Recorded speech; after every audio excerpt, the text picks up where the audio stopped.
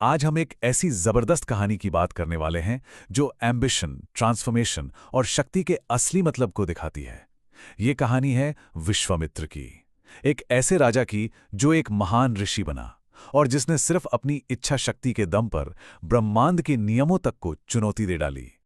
तो जरा सोचिए, असली ताकत क्या है?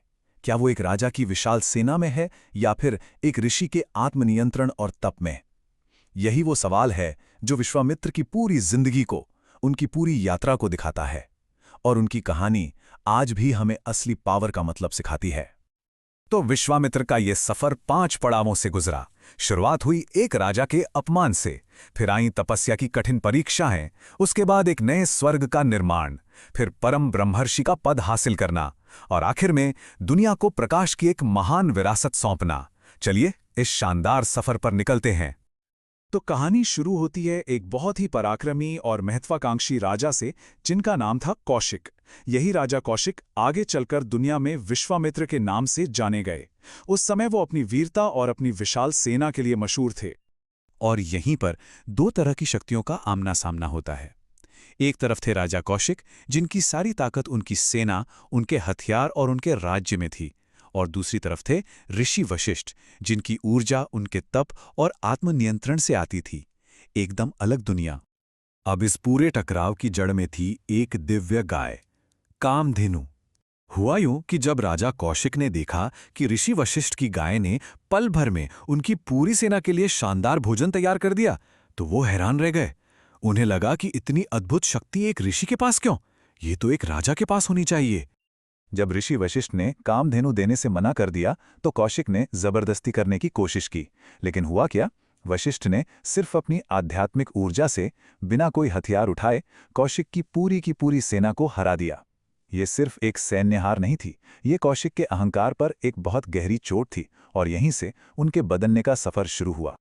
इस अपमान ने कौशिक को तोड़ा नहीं, बल्कि पूरी तरह से बदल दिया। उन्हें ये बात समझ आ गई थी कि असली शक्ति हथियारों में नहीं, बल्कि तप और आत्मनियंत्रण में है। तो उन्होंने अपना राजपाट सब कुछ त्याग दिया और तपस्या की असली शक्ति को पाने के लिए जंगल की ओर निकल पड़े। लेकिन ये रास्ता, जैसा कि आप सोच सकते हैं, बिल्कुल भी आसान नहीं था।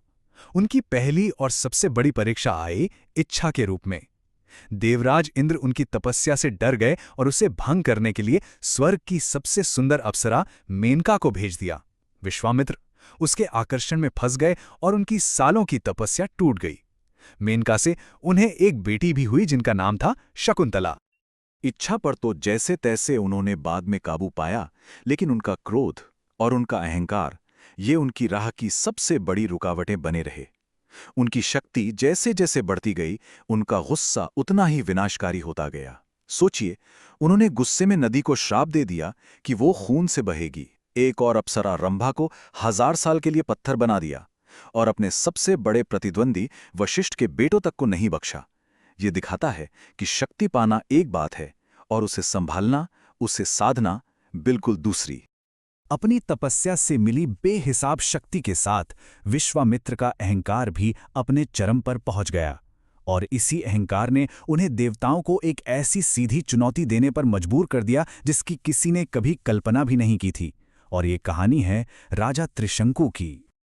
दरअसल राजा त्रिशंकु अपने शरीर के साथ ही स्वर्ग जाना चाहते थे, लेकिन देवताओं ने उन्हें मना कर दिया और स्वर्ग से नीचे धकेल दिया। जब वो गिर रहे थे तो विश्वामित्र ने उन्हें देखा और अपने तप की शक्ति से उन्हें बीच हवा में ही रोक दिया। ये देवताओं के अधिकार को एक खुली चुनौती थी। और जब देवताओं ने विश्वामित्र की बात नहीं मानी तो उन्होंने अपनी शक्ति का ऐसा प्रदर्शन किया जिसने पूरे ब्रह्मांड को सचमुच हिलाकर रख दिया। उन्होंने त्रिशंकु के लिए एक नया स्वर्ग, नए तारे, एक नया ब्रह्मांड बनाना शुरू कर दिया और घोषणा की। विश्वामित्र की ऐसी शक्ति देखकर तो देवता भी घबरा गए।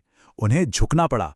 त्रिशंकु को उनके लिए बनाए गए उस खास स्वर्ग में रहने की इजाजत दे दी गई, और ऐसा माना जाता है कि विश्वामित्र ने जो तारे बनाए थे वो आज आसमान में सदर्न क्रॉस तारामंडल के रूप में जाने जाते हैं।